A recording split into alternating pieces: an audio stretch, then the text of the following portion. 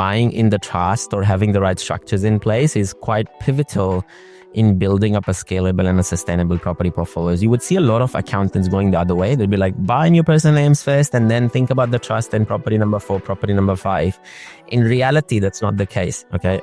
And I've said this out millions of times now that trust is like a baby. When it's born, it's dependent on you. You have to feed it before it starts working, and then it grows, and then it's on its own. And so you have to nurture the trust. Once it's nurtured, from a bank's perspective, it's an independent legal entity, and banks would discount it from your own personal profile, and your servicing comes back.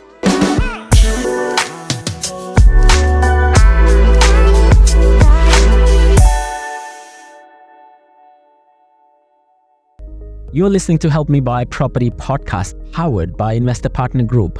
We help improve lifestyles by building scalable and sustainable generational wealth and passive income streams.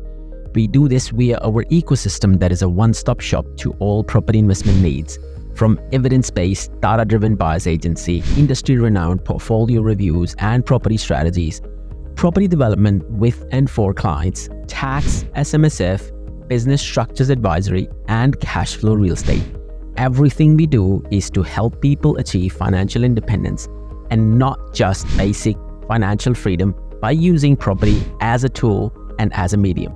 Presently, we've launched Australian Property Academy, where we are training and teaching buyers agents, property advisors, property strategic partners, and secrets to finding investor-grade properties to astute investors. Connect now to experience it yourself, or drop in a line below at info@helpmebuy.com.au to get more information. Be kind and happy investing. Today, we are going to talk about people with very low deposits. So if you have less than 20% deposit and you're considering to buy, should you buy under a personal name or should you buy under a trust? $1 million question that everyone always asks. And to talk about this topic today, I have my lovely co-host, Miss Cheryl, very dressed for the occasion, Miss Cheryl, today. Hello, we are both invests today. We have a vested interest in this topic. Well, low deposits, everyone wants to put down as little money as possible. And I guess the question is, are we talking about, how much deposit or are we talking about the buying entity that we're securing property in? Ultimately, let's go back a few steps. Ultimately, people want to be able to purchase as many properties as possible. All right. So yeah. Is 20%, why is 20% often the goal deposit? Definitely. Yeah. And so let's talk about that. I think, buying in the trust or having the right structures in place is quite pivotal in building up a scalable and a sustainable property portfolios. You would see a lot of accountants going the other way. They'd be like, buy in your personal names first and then think about the trust and property number 4, property number 5. In reality, that's not the case. Okay. And I've said this out millions of times now that trust is like a baby. When it's born, it's dependent on you. You have to feed it before it starts working, and then it grows, and then it's on its own. And so you have to nurture the trust. Once it's nurtured, from a bank's perspective, it's an independent legal entity, and banks would discount it from your own personal profile, and your servicing comes back. If you try to understand this as an example, if I go to a bank today and I say to the bank, hey, bank, how much is my servicing? And the bank says, your servicing is $500,000. You can buy a property for $500,000. Okay. And I go out there and buy a property for $500,000 and nothing changes 2 years down the track. Interest rate is the same. My income is same. I didn't have more kids, etc. And I go back to the bank and say, hey, I have $500,000 now. This property has gone from $500,000 to say $700,000. And I have $200,000 in equity. Can I go out and buy another property? The bank might offer me an extra $50,000 or $80,000 or $100,000 in refinance, but they will not let me buy another property because nothing has changed. The macro and the micro environment is still the same, and my personal life circumstances hasn't changed, right? And that's the problem with personal investing. You get stuck, and that's what we call is the serviceability trap. Now, how does trust solve that problem? The way the trust solves this problem is, if I buy the first property, same scenario, $500,000, the bank gives me the lending. I go out there and buy a property in a trust for that $500,000. Now, trust lending, usually the lending is slightly crunched, so they might offer me $450,000 or $460,000. But for the argument's sake, let's assume that I bought the same property in a trust this time. Okay, first property in the trust, and this property is, still a positively geared property, or to a certain extent positively geared property because the interest rates are quite high.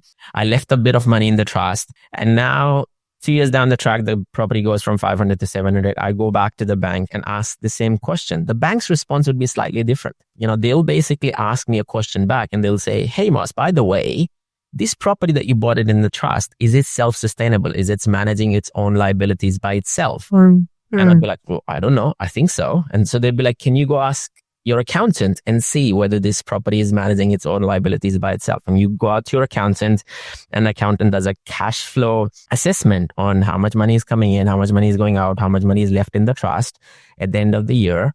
And they'll do the projection for 3 years and they'll say, yes, there is enough money and, the trust is managing its own liabilities. Mind you, you can leave the money in the trust bank account, right? For it to manage its liabilities. Even if it's a negatively geared property, you can leave the money there to make it positively geared or the trust to manage its liabilities. That's where the game changes. And so when the accountant provides that certainty to the bank, certainty, yes, that's the word, that always catches me. Go to the bank and says, hey, by the way, this trust it's managing its liabilities itself. The bank believes the accountant and comes back to Moss and says, Moss, by the way, you can go out there and buy another property for $500,000 because your serviceability is untapped. Whatever trust does is the trust does. And that's where the game changes. Now, where a lot of accountants get confused is, well, a property which is positively geared in my personal name should be the same property in the trust. No, that's not the case. From bank's perspective, the way that they are assessing a property in my personal name is different because they are putting risk margins on interest rates. Instead of, assessing my portfolio at 6%, they might be assessing it at 8.5%. They might be shaving my income. They might be shaving my rental income. So they would do a lot of things in order to risk mitigate. Whereas in the trust, that assessment is not bank's liability. That assessment is what an accountant is doing for the bank, and the bank is depending on that accountant to do that. So there is two differences. One is a cash basis assessment. The other one that the bank is doing is a risk basis assessment. And that's where the game changes when you talk about, property investing. And so that's why when you see astute investors or first-time investors thinking about buying it in the trust for the first property, it makes a lot more sense because that's where you want to start. Yeah. The question becomes and this is a typical example for one of my clients who came to me and asked me that question, that, Moss, I have about $200,000 in the deposit, or about $180,000 in the deposit. So should I go out there and so he can buy 2 properties? He's on a decent income.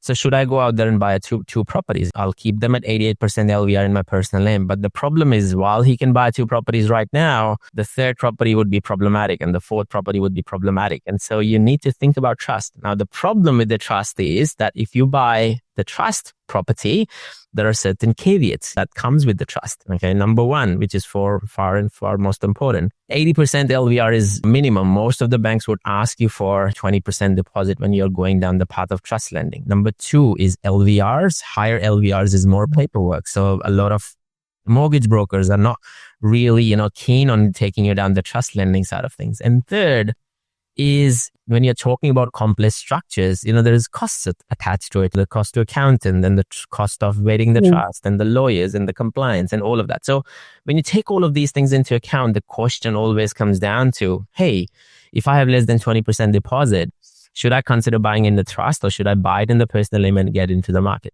So $1 million question. If you don't have the 20%, so the question is, say if I don't, so the scenario is I don't have the 20%. Is that right? Yes. Yeah. So the scenario is if I don't have a 20% deposit, what should I do? Should I wait for that 20% deposit to happen and then buy it in the trust, protecting my servicing for the future? Or should I enter into the market right now? Ooh, my strategy would be, well, look at my servicing to begin with to see if I've got any serviceability. If I don't, then I've got to save up some money. But that's what I would do because I've maxed out serviceability. I don't have enough cash. I could possibly borrow money from someone to pop up deposit, right? I feel like I'm being tested here. Am I on the right track? I'd love to get your... Don't get yourself taken on a ride by property spookers, so-called property investment advisors, or buyer's agents who are selling house and land packages or off-the-plan properties or apartments. Get yourself a copy of this book called The Millennial's Guide to Property Investing. This book is not just for millennials. The title suggests, but it's actually the most advanced way of investing in property. This book will relate to your clients, your colleagues, and other business owners. There are so many property spookers out there who have come out of the woodwork over the last 3 to 5 years. And there is so much misinformation out there that I had to write a book about all the F-ups that people can actually avoid in order to be super successful in the property investment journey. Some of these are really easy to identify, but they are so costly to fix once these mistakes are made. So it's a short book. It's easy to read. It has a lot of stories. It has a lot of examples, and it is a true guide for people who wants to do it themselves. My name is Moxin Reza. This is my story, and a lot of you will relate to parts of this story if you're not born in the riches and if you're trying to build a property portfolio that can last generations and help you improve your lifestyle along the way. So I give you a chance to come out there and have a read. Be kind, stay safe, keep smiling, keep investing, and please do check out the book.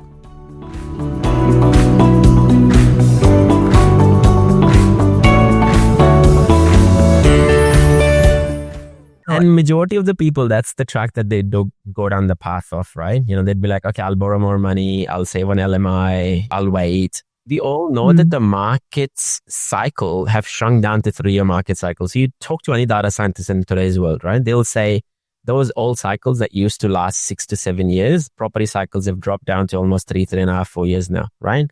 And so if you're waiting for 2 years to build up the deposit or wait for the deposit to come through, you're potentially missing out on the cycle. So your first question is right. The first question that you would ask yourself is, where is my income levels and where is my saving levels? And how many properties can I purchase based on my personal name? Can I buy 2? Can I buy 3? Can I buy 4? Right?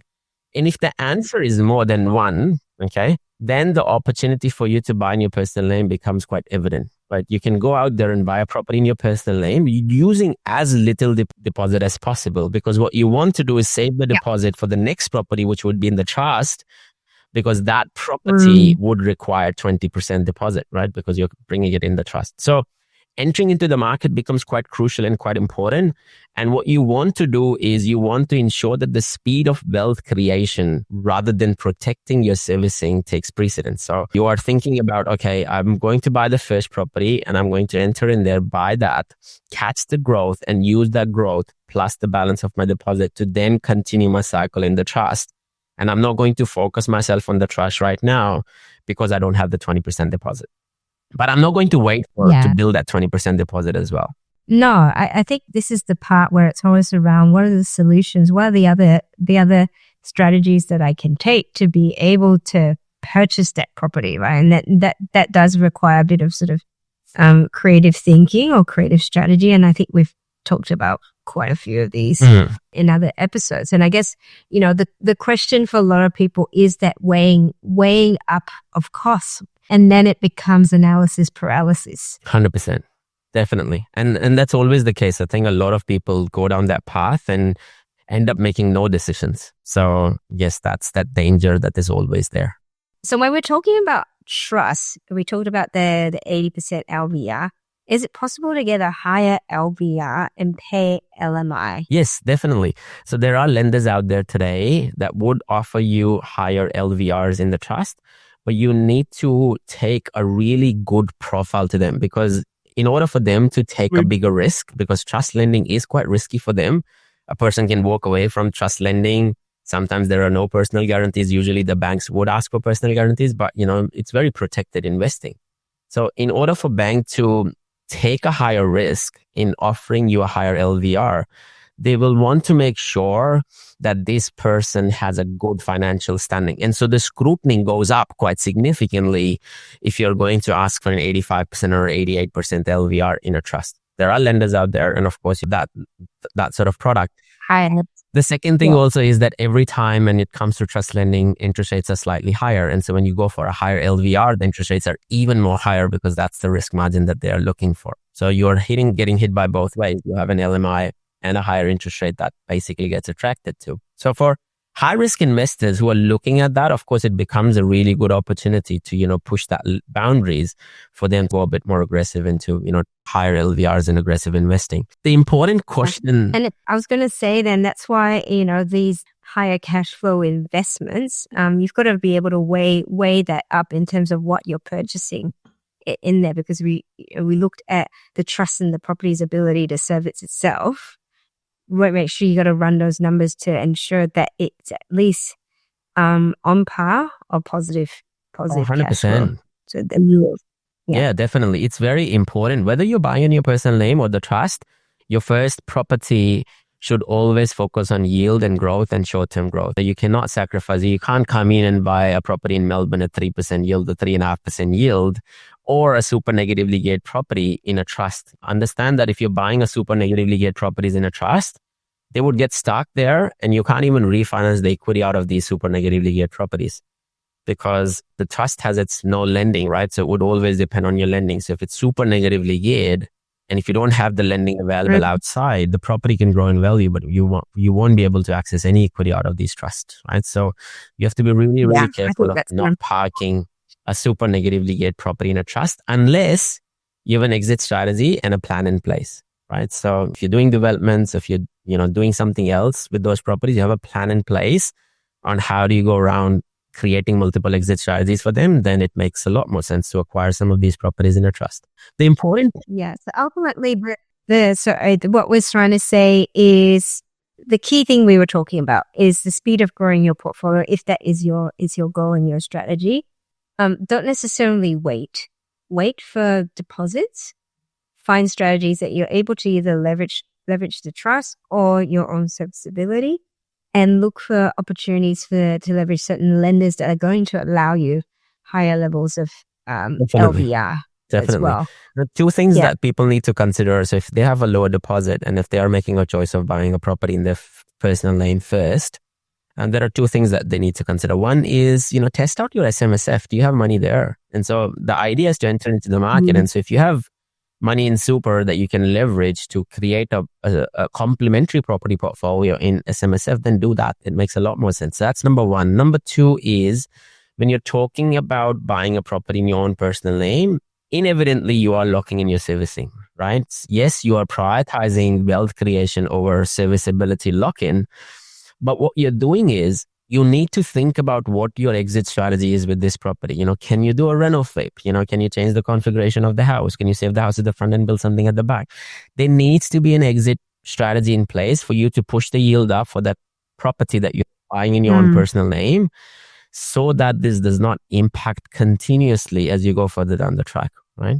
So yes, buy and sell is another strategy, and it's okay to sometimes buy a property and sell it when you have like 30, 40, 50% growth and use that money to invest back into trust, right? So it's fine, because even if you're going to move this property into a trust, it would trigger capital gains tax, it would trigger stamp duties. So sometimes it makes a lot more sense to take a bullet on the capital gains side of things rather than paying stamp duty, because stamp duty is a transactional cost that is wasted. You would rather bring that money back in so that you can use it a lot more productively. Yeah, that's so clever. All right. So trust, personal names, deposits, the name of the game is find ways to leverage whatever savings that you had. Obviously save, continue to earn good incomes. It does really help you to be able to grow your portfolio well. And have consider as well, if you don't have a self-managed super, not that we're giving advice about self-managed super, if you do have it, then obviously have a look at what you've got in there.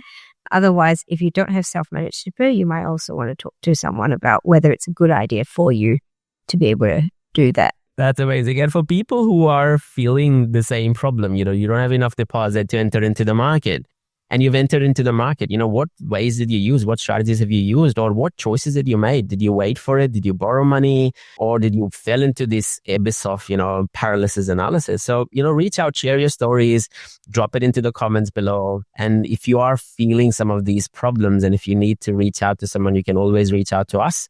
Thank you for listening to us today. Take care, stay safe, be kind, keep smiling. This is Cheryl and Moss checking out. Adios. Take care. Bye.